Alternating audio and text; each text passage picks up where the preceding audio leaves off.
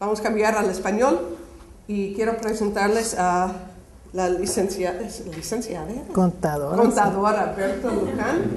Berta y yo nos conocimos hace muchos años, varios años, cuando comenzaron pláticas transfronterizo entre gente que trabajaba en los temas de derechos humanos y derechos laborales durante las negociaciones sobre el Tratado de Libre Comercio, el TLC o el NAFTA.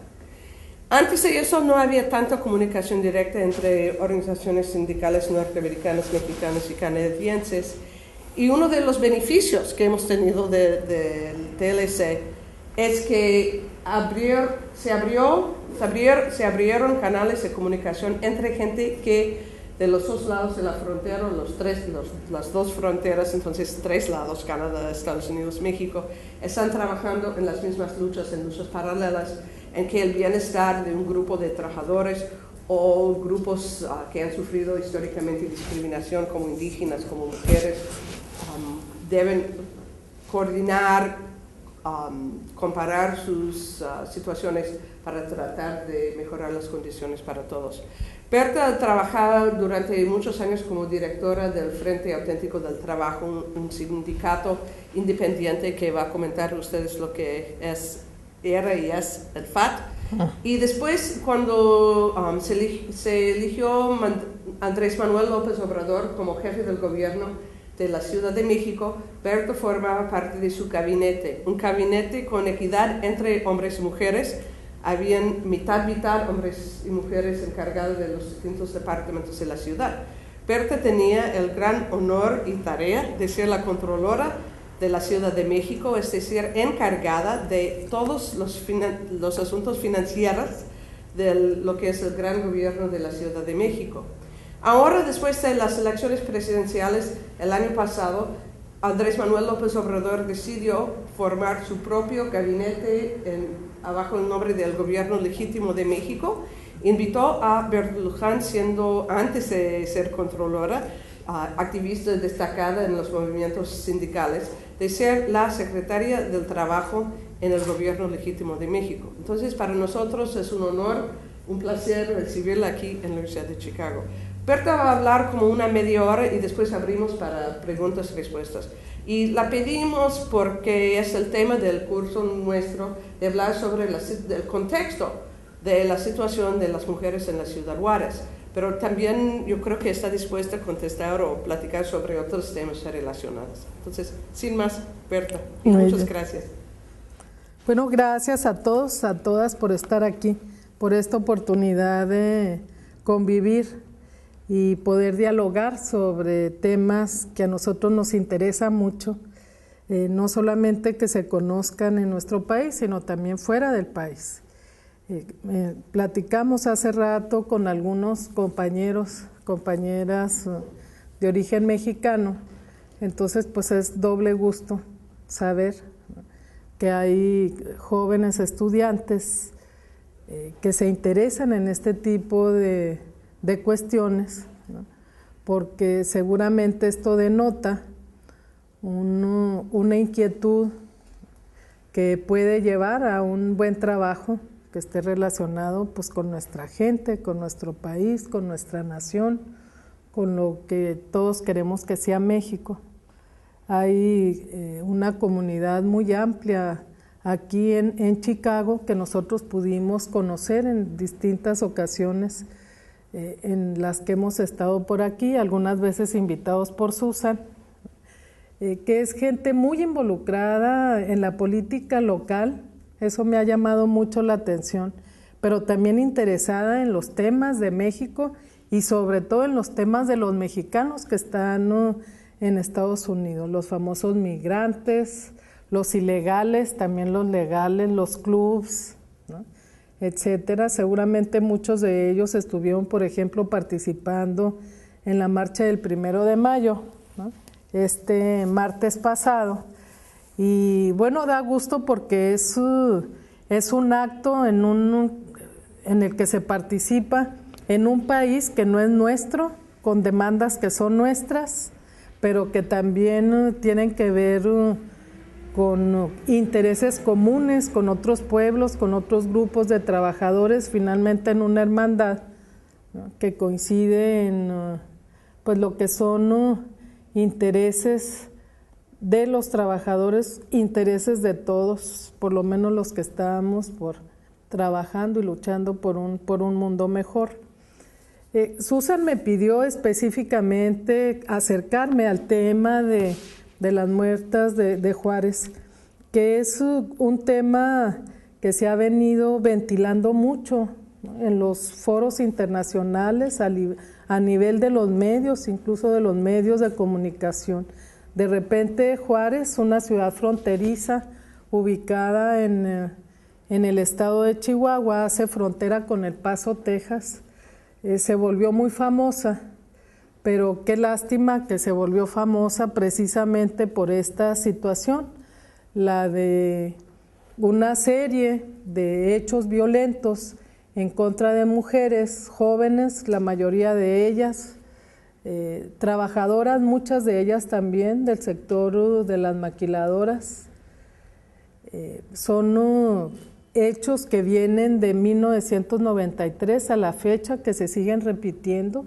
Estamos hablando de cifras, las más, las menos, de alrededor de 300 mujeres, ¿no?, muertas en situaciones de mucha violencia, muchas de ellas torturadas, violadas, ¿no?, y pertenecientes a un nivel social, ¿no?, que las coloca pues en un sector muy definido. O sea, trabajadoras, gente pobre, gente humilde, ¿no?, de las colonias periféricas en Ciudad Juárez. Entonces, acercarnos al tema de las muertas de Juárez creo que tiene que ver mucho con lo que han venido trabajando grupos feministas, de juristas, incluso de comisiones locales, nacionales e internacionales de derechos humanos, y que tiene que ver con la administración de justicia, con el tema de la impunidad, porque la mayor parte de estos crímenes han quedado impunes, no se han encontrado culpables, no hay gente en la cárcel, no se sabe quién las asesinó y por qué. Entonces son crímenes impunes. También desde el punto de vista de la administración de la justicia, pues se han venido ya considerando actitudes no solamente de negligencia, sino de no querer ver por parte de las autoridades, o sea, de una actitud hostil frente a las mujeres, frente a las familiares o los familiares de las mujeres asesinadas, ¿no? Y una actitud que, bueno, ha venido redundando en una falta, ¿no?, en la administración de justicia, que tiene que ver precisamente con estos delitos. El problema, pero que finalmente no nos dice a ciencia cierta el por qué, el cómo es posible que se den este tipo de situaciones en una ciudad de 1,5 millones de habitantes, ¿no?, en un lugar en donde antes de estas fechas pues no se daban esta magnitud. Entonces, ¿qué fue lo que pasó en Ciudad Juárez? ¿Cuál es el contexto en el que se dan estos hechos? Y yo quisiera entonces referirme un poco a esto. Ciudad Juárez es la ciudad fronteriza que ha sido pionera en la experiencia de la industria maquiladora en México. La industria maquiladora entra a funcionar allá en los 60s, después del 65, cuando se termina el programa Bracero, que era un programa que permitía que trabajadores mexicanos vinieran a los Estados Unidos a laborar. Al cerrarse este programa por una decisión unilateral del gobierno estadounidense, se llega a un acuerdo para firmar un convenio de fomento a la industria y al turismo en la zona fronteriza, y entonces es a partir de aquí que se empieza a configurar, ¿no?, este sector industrial de las maquiladoras. De las principales ciudades fronterizas que son sede de esta experiencia, pues está Ciudad Juárez. Tenemos también Tijuana, tenemos a Nogales, después a Laredo y otras ciudades que con el tiempo van desarrollando este tipo de industria. Pero de las primeras y principales está Ciudad Juárez. Se empieza a desarrollar un tipo de industria ubicada fundamentalmente en la manufactura, después se desarrolla en los servicios, que consiste en la importación casi al 100% de los insumos para producir con mano de obra mexicana, ¿no? Productos, artículos de distinto tipo, servicios también, ¿no? Que luego son casi en su mayoría regresados a la matriz, o sea, regresados al lugar de origen. Estamos hablando fundamentalmente de los Estados Unidos. Entonces lo que México pone pues es la mano de obra barata, lo que hace que estos productos tengan un costo más bajo que los que se elaboran acá. Y de una industria que emplea mano de obra mexicana, pero que no paga impuestos. ¿Por qué? Porque los productos no se venden en la localidad, que no crea empleos indirectos. ¿Por qué? Porque casi todos los insumos se llevan de aquí para allá, pero que sí utiliza infraestructura, servicios, luz, agua, etcétera, y que va creando un conjunto de zonas industriales en esta ciudad, pues que tiene su propia repercusión en términos económicos, en términos sociales, ¿no? En términos humanos también. Inicialmente las empresas fueron 300. Después de la firma del Tratado de Libre Comercio de América del Norte en 1994, la industria maquiladora en Ciudad Juárez y en otras ciudades va creciendo, y hoy tenemos una ciudad de 1,5 millones de habitantes en donde 250,000 trabajadores y trabajadoras laboran en la industria maquiladora en alrededor de 1,200 establecimientos. Estamos hablando de una industria que sigue trabajando con las mismas características de importar insumos, mano de obra barata mexicana, exportación sin pago de impuestos, que se ha venido extendiendo, de manera que hoy la mayor parte de los 250 trabajadores que laboran en estas empresas son de Ciudad Juárez, pero son también de distintas partes del país. Hay 3 o 4 estados del sur, ¿no?, del país: Oaxaca, Veracruz, ¿no?, Chiapas, que son los que están permanentemente enriqueciendo de recursos humanos, de mano de obra, a las maquiladoras de Ciudad Juárez. Hay ya empresas completas de enganchadores que hacen trabajo en los distintos pueblos, fundamentalmente en el sector rural, enganchando a mujeres jóvenes, a trabajadores jóvenes también, para que vayan a trabajar a las empresas maquiladoras a Ciudad Juárez. Lo mismo hacen en Tijuana, en el resto de las ciudades, pero vamos a hablar de Ciudad Juárez, porque a estas fechas sigue siendo la ciudad que tiene un número mayor de maquiladoras y de trabajadores laborando en estas empresas. Más o menos a nivel nacional, el total de trabajadores que laboran en las maquiladoras son 1,500,000, en el caso de Ciudad Juárez son 250,000. De estos 250,000, alrededor de 52 a 55% son mujeres, y la mayoría de estas mujeres son mujeres jóvenes. La mayoría de estas mujeres jóvenes con un nivel académico de primaria, a nivel primaria, ¿no? Muchas de ellas de estos estados del sur del país. Entonces estamos hablando de alrededor de 130,000 mujeres que laboran en Ciudad Juárez en las maquiladoras con las características que estoy reseñando. La política de los gobiernos, tanto del estado de Chihuahua como del gobierno federal, hacia las maquiladoras ha sido una política de apoyo al capital, de apoyo a las empresas. Se dan todas las facilidades para atraer la inversión extranjera y lo que es el crecimiento económico, el desarrollo económico de estas zonas están prácticamente en manos de las maquiladoras. Es la industria que existe, todo lo demás es comercio, es servicios. Si ustedes toman en cuenta que tenemos 250,000 trabajadores de las maquiladoras en Ciudad Juárez, de los cuales dependen por lo menos 4 personas más, ¿no? Promedio, los hijos, la esposa o el esposo, entonces estamos hablando de casi 1 millón de personas, ¿no?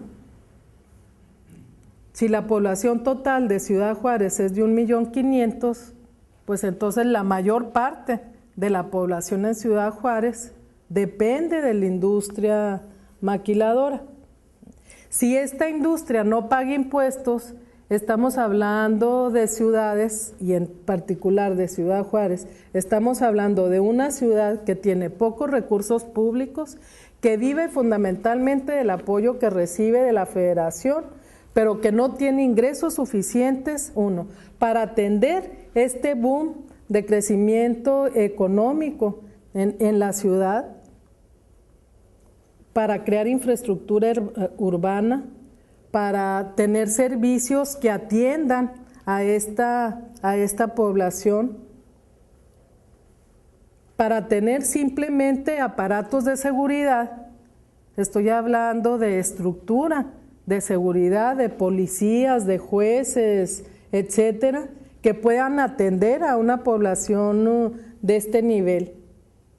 Estamos hablando entonces de condiciones sociales y de infraestructura urbana que se quedaron totalmente atrás de las exigencias que fueron presentando los sectores, las poblaciones que fueron creciendo en la ciudad y todo lo que la ciudad ha venido creciendo, lo que antes eran como zonas suburbanas y que ya ahora forman parte de la ciudad.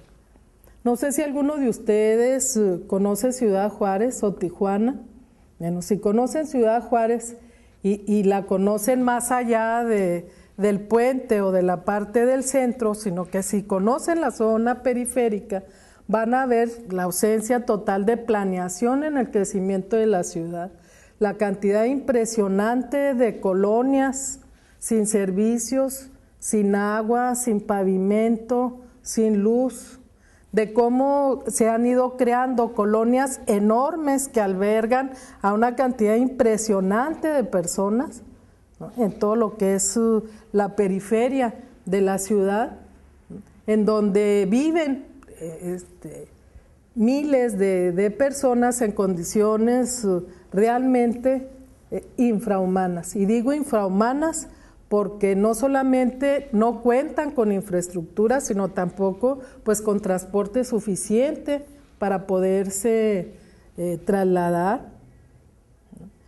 Estamos hablando de una ciudad en donde la carencia de hospitales, de guarderías para los hijos, de trabajadoras y de los trabajadores también es una cosa alarmante, en donde las mujeres trabajadoras deben dejar a sus hijos con la gente del pueblo, de las colonias, con el vecino que les cuida a los niños por 120, 150 pesos a la semana, porque no hay guarderías suficientes para poderlos dejar.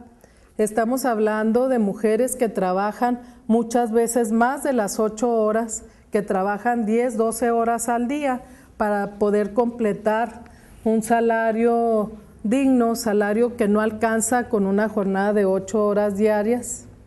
En las maquiladoras se paga un poquito más del salario mínimo, estamos hablando de 50, 60 pesos diarios, que son 5, 6 dólares o 4 y cacho, 5 dólares al día. Si nosotros tomamos en cuenta que 1 kilo de carne cuesta 60 pesos, voy a hablar en pesos mejor, ¿no? 1 litro de leche, 10 pesos. Si se gasta diariamente en transporte, alrededor de 5 o 6 pesos. Si un par de zapatos, ¿no? cuesta de los más baratos pues entre 150, 180. Nos damos más o menos una idea de cuál es la relación entre el ingreso y el costo de la vida, y nos podemos dar también una idea pues de las condiciones en las que viven los trabajadores y sus familias, ¿no? Estamos hablando de salarios más o menos equivalentes a los que se pagaban en el siglo XIX en el país, a fines del porfiriato. Hemos regresado a las condiciones del porfiriato. Hay muchos grupos de feministas a los que yo he oído decir, bueno, pero por lo menos esas mujeres tienen trabajo. A propósito de las críticas al modelo maquilador, por lo menos tienen trabajo y tienen seguridad social.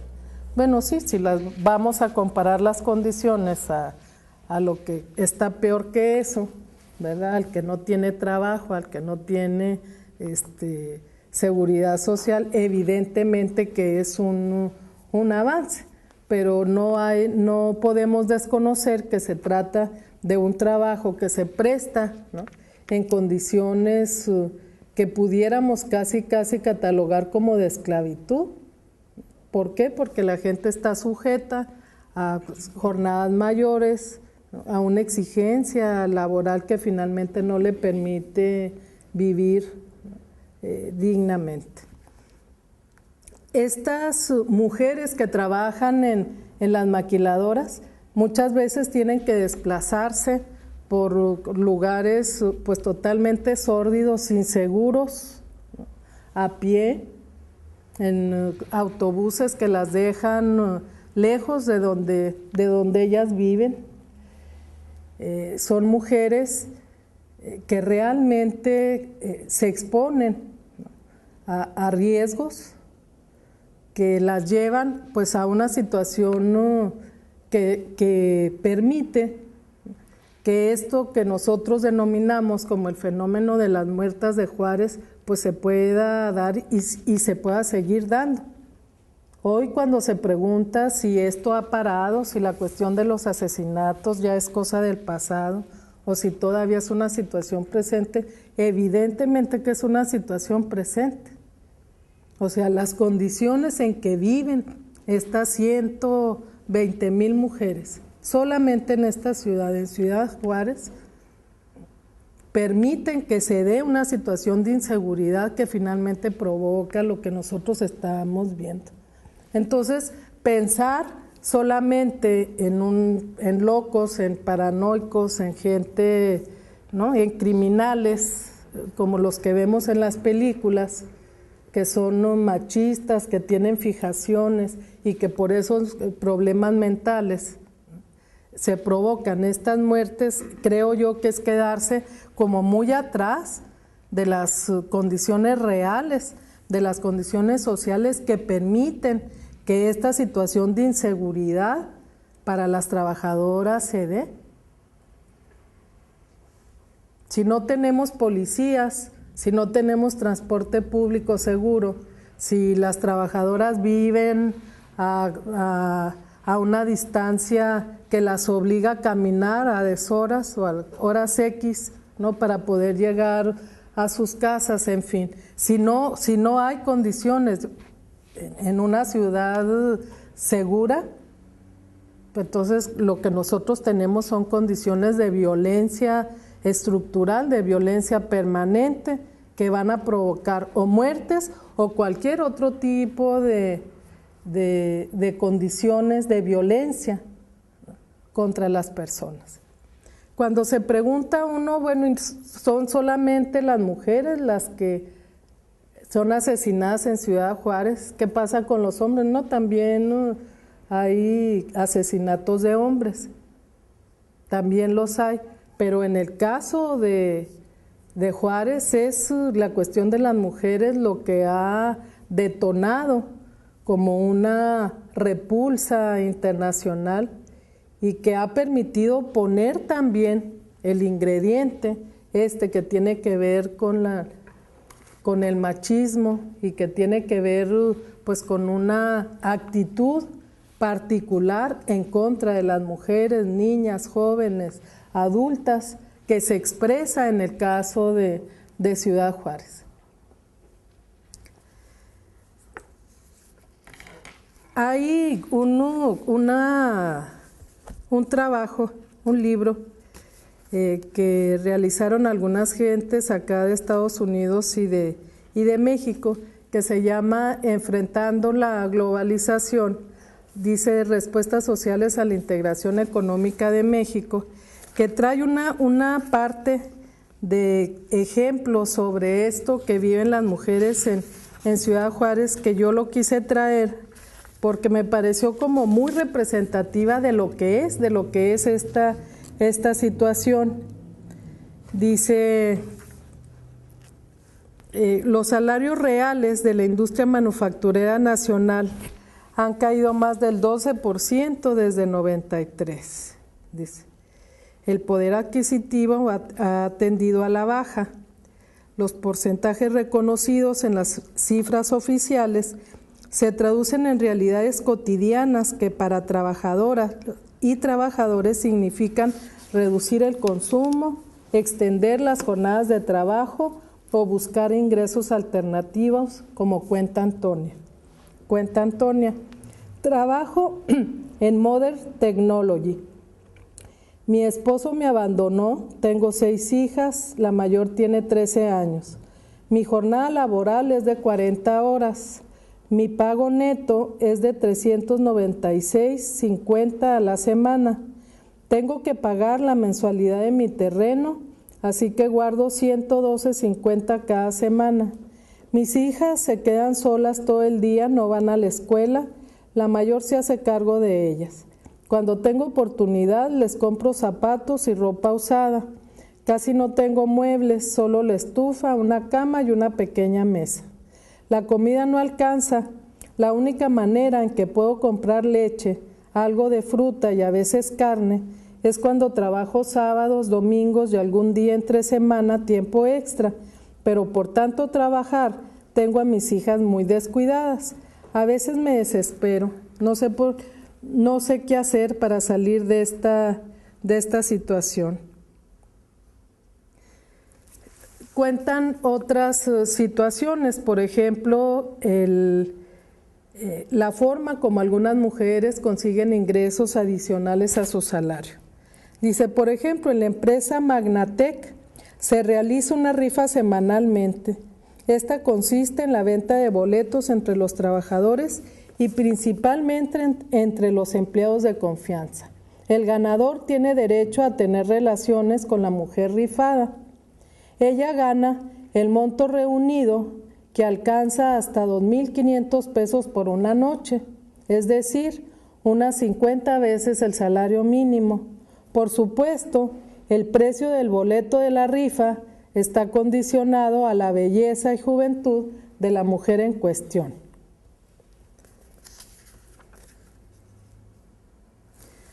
La mayoría de los trabajadores que llegan a Ciudad Juárez viven en invasiones de tierras y predios abandonados que forman colonias populares improvisadas. En los últimos años se han establecido más de 30 colonias en la periferia. Dice, la mayor parte de la gente proviene del interior de la República, fundamentalmente del sur, de Veracruz, de Chiapas, también de San Luis Potosí. La prolongación de la jornada laboral es una práctica que se extiende cada vez más en la industria maquiladora. Esta se lleva a cabo mediante la sustitución de la jornada laboral de 40 a 48 horas semanales y el trabajo de tiempo extra es obligatorio. Otra modalidad ha sido la creación de los turnos cuarto y quinto, que ofrecen jornadas que inician con 4 horas los días jueves y 12 horas diarias los viernes, sábados y domingos. Ello evita a las empresas el pago de tiempo extra, cuando así les conviene, y mantiene el funcionamiento de las instalaciones las 24 horas del día. Estas jornadas son violatorias de la ley, pero resultan atractivas para los jóvenes, principalmente estudiantes que de esta manera pueden combinar el estudio y el trabajo. Y con esto, con esta partecita termino la lectura que di a propósito de otra trabajadora, un testimonio anónimo, dice, que habla de los riesgos de salud, ¿no?, en una planta de trabajo. Trabajé 2 años en el área de costura. Me dañé mi mano y estuve 1 año incapacitada. Ahora estoy en el área de final. Limpio el volante con un trapo empapado de Barsol para quitar las manchas de goma. Aplico calor con una pistola para quitar arrugas.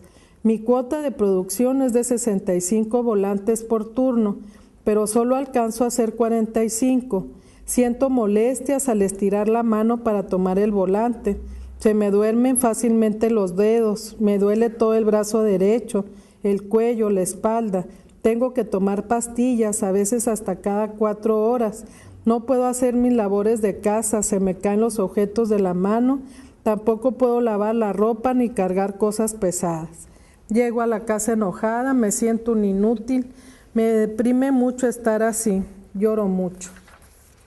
Son pues las condiciones de trabajo en un lugar en donde se ha dado una expansión industrial determinada. Es como se dice, una ciudad en donde hay trabajo, por lo menos ahí tienen trabajo, se dice, pero en las condiciones estas que estamos describiendo. Cuando se negoció el Tratado de Libre Comercio de México, Estados Unidos y Canadá, varias organizaciones sindicales, fundamentalmente las independientes, las democráticas, planteamos que el tratado lo que iba a hacer era acelerar este proceso de maquilización en el país, o sea que el tratado finalmente establecía las bases para que el tipo de industria, ¿no?, que se desarrollara en el futuro fuera una industria maquiladora. Con esto del libre comercio, de la libre importación y exportación, finalmente este modelo industrial es el que se ha consolidado y es el que está produciendo este tipo de trabajo y este tipo de situaciones en las ciudades mexicanas. Pudiéramos decir que Ciudad Juárez es una excepción. Bueno, pues no es una excepción. Cada vez más el modelo maquilador llega a otros lugares del país. Esto, que fue inicialmente un programa en la frontera, ya se adoptó como un modelo de desarrollo industrial para el resto, ¿no?, de la República, y hoy tenemos maquiladoras en Yucatán, en Colima, en Michoacán, tanto en las zonas urbanas como en las zonas rurales. Y las maquiladoras, eso sí, siguen trabajando como las de antes, con las mismas franquicias, con el mismo tratamiento fiscal. Las condiciones laborales, las que están aquí descritas, este es un libro totalmente actual, ¿no?, que salió hace un año y medio, que se lo vamos a prestar a Susan para ver si le saco una copia para ustedes, y que finalmente es una muestra, es un ejemplo de las condiciones de trabajo y de vida en la que viven hoy millones de trabajadores en el país. Esto no es una excepción, esta es una regla, ¿no? Hoy en México los salarios mínimos son de 50 pesos promedio diarios, menos de $5 al día. Es cierto que para poder completar el ingreso, las jornadas laborales se han ampliado, los trabajadores toman el tiempo extra que les dan. ¿Para qué? Pues para poder completar su sueldo. Se consiguen un trabajo los fines de semana en el sector informal, del comercio informal. Nosotros tenemos las principales ciudades del país llenas en sus centros comerciales, religiosos, políticos, de comerciantes ambulantes, que son todos estos trabajadores, uno, los que no tienen empleo, o dos, los que tienen este tipo de empleo que paga salarios que definitivamente no alcanzan para vivir, ¿no? Se ha venido ampliando además el fenómeno del trabajo de las mujeres, no solo de los hombres, de los hijos, incluso de los niños, ¿no? Esto que antes era como una cuestión común en el campo se está reproduciendo en las ciudades. Y bueno, el que toda la familia trabaje, pues es una manera de conseguir un ingreso que puede sacar adelante a la familia. Volviendo al caso de las muertas de Juárez, el fenómeno de esta ciudad fronteriza, ¿no?, que está relacionado pues a la violencia contra las mujeres, levantó desde esos años, desde principios de los 90, un movimiento de sociedad civil muy importante, ¿no?, que puso en el centro la situación de las trabajadoras, pero también de las mujeres. En Ciudad Juárez se creó desde 1996 más o menos una coordinadora de organismos no gubernamentales que empezaron a documentar los casos no solamente de crímenes o de homicidios contra mujeres, sino también de desaparecidas, de secuestradas, ¿no? Y crearon un archivo, un registro que fue el que sirvió como detonante para que la situación se conociera. Administración de justicia a partir de normas específicas, ¿no?, que hablan del asunto. Nosotros sabemos que esto no es más que un granito, ¿no?, en las grandes, sí, en las arenas que están a la orilla del mar, que hace falta en el caso de México cambios estructurales que van mucho más allá de esto, que es importante el impulso de estas iniciativas legales, pero que los problemas estructurales requieren de respuestas estructurales, de soluciones estructurales. Y esto pasa pues por proyectos, por alternativas, ¿no?, que vayan más allá de los modelos industriales que se están aplicando, ¿no?, de un proyecto que contemple políticas sociales en donde la cuestión de las mujeres esté como una cuestión prioritaria, estratégica, en donde sectores débiles de niños, de jóvenes sean considerados con políticas también de atención específica, pero sobre todo pues que somos un país, ¿no?, que necesita poner a la gente por delante, que más allá de las políticas neoliberales que han supeditado la mano de obra, la cuestión salarial, a la atracción de la inversión, ¿no?, y que han apostado por un modelo económico que demuestra que no responde a las necesidades de la gente,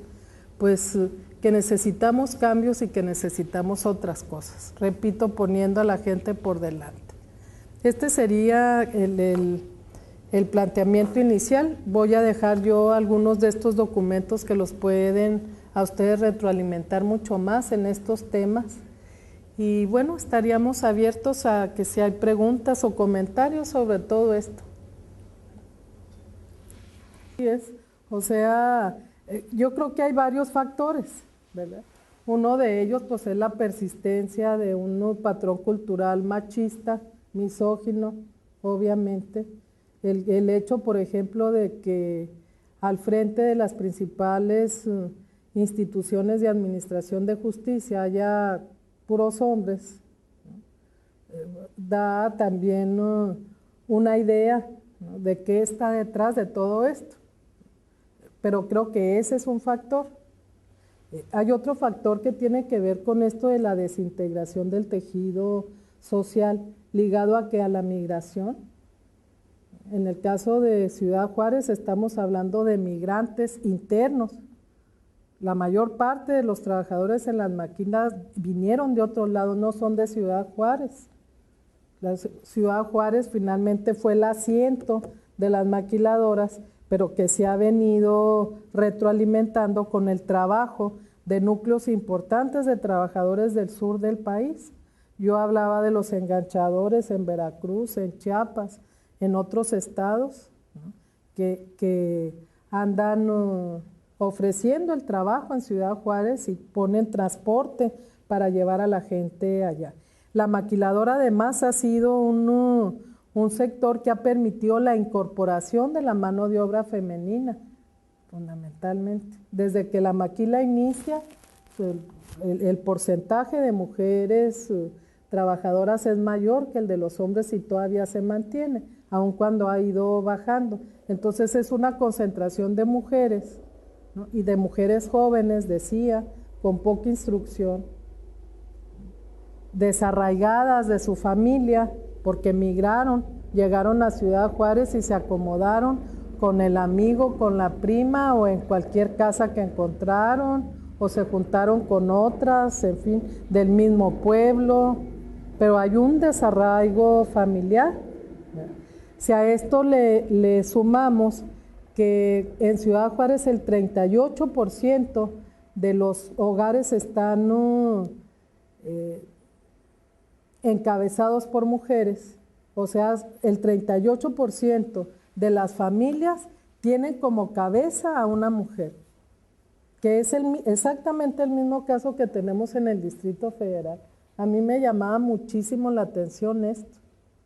O sea, que más de la tercera parte de los hogares estén hoy encabezados por mujeres que son madres solteras, viudas, divorciadas, ¿no?, o que simplemente mujeres que se han hecho cargo de su casa, de sus papás, de los hermanos, en fin. Este también, ¿no?, que es un factor. Cuando hablamos, por ejemplo, nosotros de los migrantes, de la gente de México que se viene a trabajar a los Estados Unidos, que son millones, estamos hablando muchos casos de los jefes de familia que se vienen a trabajar acá y allá dejan a sus familias. Y quien se queda al frente de la casa y de los hijos y de la tierra, en el caso del sector rural, son las mujeres. Hay pueblos completos en donde hay ancianos, mujeres y niños. Los hombres se fueron. Pueblos completos en Michoacán, en Zacatecas. Ya tenemos más de 10 millones de mexicanos acá, eso lo formal, ¿verdad?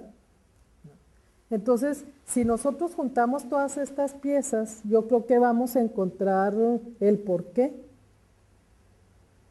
Los factores culturales, la cuestión de la administración de justicia en manos de los hombres, muchos de los que piensan que cuando va una mujer a denunciar una violación es porque es una prostituta, ¿no? Y lo primero que le preguntan es si qué hiciste, o si la ven con una falda corta, pues inmediatamente la señalan como la culpable. En fin, así es como se mueven las cosas en los separos de la policía. Si vemos esta desintegración del tejido social por el desarraigo de las personas de sus familias, de sus lugares, y si a esto le aunamos el que más de la tercera parte de los hogares tengan como cabeza de familia las mujeres que por lo tanto no están en la casa porque están trabajando, ¿no?, para llevar el ingreso a la familia, que no tienen además un compañero o alguien que mínimamente cree un ambiente de seguridad en la casa, en el lugar en el que se mueven, pues tenemos ya todo un completo, ¿no?, como un panorama. Yo adrede no lo mencioné, porque también hoy hay la tendencia de todo lo que es violencia, ¿no?, contra las mujeres, contra los hombres, ¿no?, temas de administración de justicia, en fin, como que hoy todos los problemas en México se quieren ubicar como consecuencias de una situación de violencia creada por el narcotráfico. Yo creo que esta situación de violencia contra las mujeres antecede al crecimiento del narcotráfico en el país, ¿no? Pero evidentemente que es otro factor.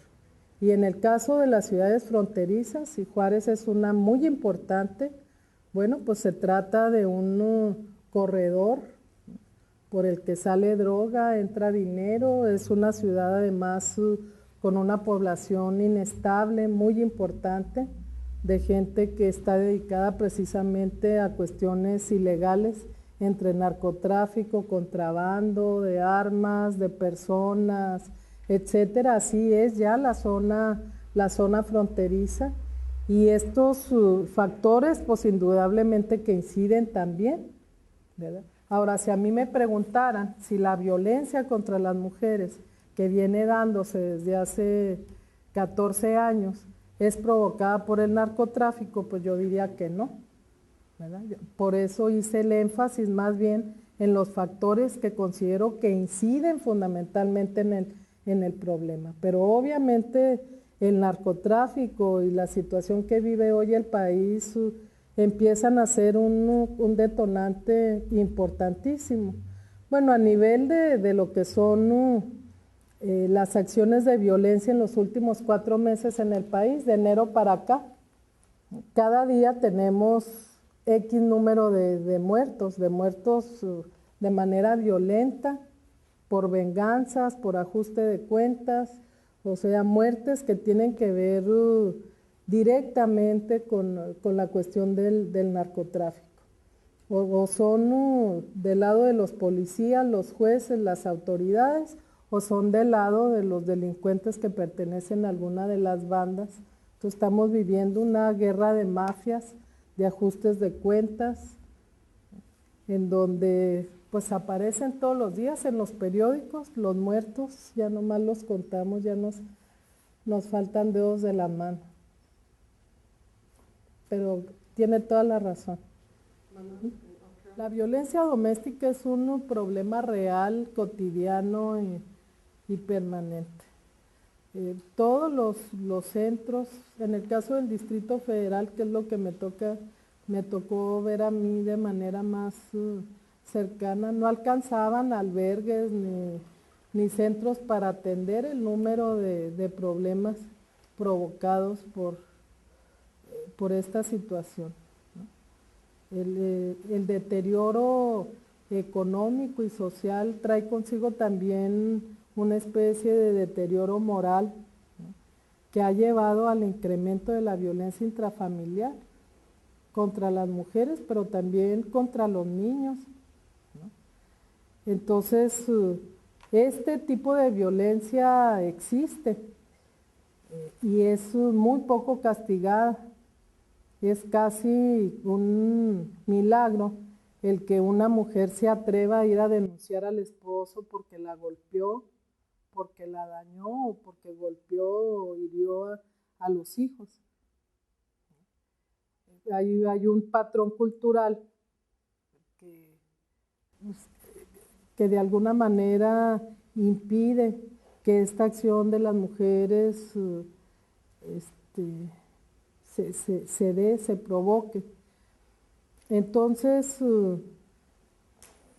la cuestión de las muertas de Juárez y la situación en Juárez, pues obviamente tiene también esta parte de la violencia doméstica, ¿verdad? Pero lo que se ha venido documentando, lo que está como más en la mira en términos de derechos humanos ha sido lo otro. Pero obviamente si nosotros nos acercamos al tema del derecho, de los derechos de las mujeres en el país, tendremos que tocar el tema de la violencia doméstica. Sería una línea interesante, ¿verdad?, de trabajo.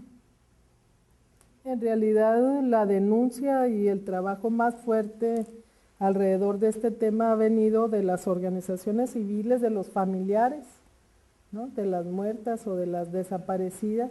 Hay también organizaciones sindicales, el Frente Auténtico del Trabajo, por ejemplo, una organización independiente, ¿no?, que tiene muchos años de trabajo en Ciudad Juárez, está también en esta acción. Son, en el caso de las ONGs, pues organizaciones pequeñas. Estamos hablando, por ejemplo, Justicia para Nuestras Hijas, de los que firman la carta que se presentó al gobierno del estado de Chihuahua ahora en abril, Justicia para Nuestras Hijas, Centro de Derechos Humanos de las Mujeres, Centro de Estudios y Taller Laboral, Casa Amiga, Salud y Bienestar Comunitario, Centro de Derechos Humanos Paso del Norte, Centro de Promoción Juvenil CASA. La mayor parte de ellas son organizaciones pequeñas, algunas apoyadas por la Iglesia, otras organizaciones laicas, pero casi todas enfocadas al tema de los derechos humanos. Entonces, pues son estas apoyadas además por las organizaciones nacionales e internacionales las que han hecho toda esta labor de difusión, de información, de denuncia, las distintas fiscalías y comisiones que el gobierno federal o el gobierno del estado de Chihuahua formó u organizó, pues son derivados de esta acción. Estas son algunas, son las que están ahorita directamente trabajando lo de la iniciativa esta sobre el feminicidio. Otra pregunta. Les queremos agradecer a Berto Luján. Gracias.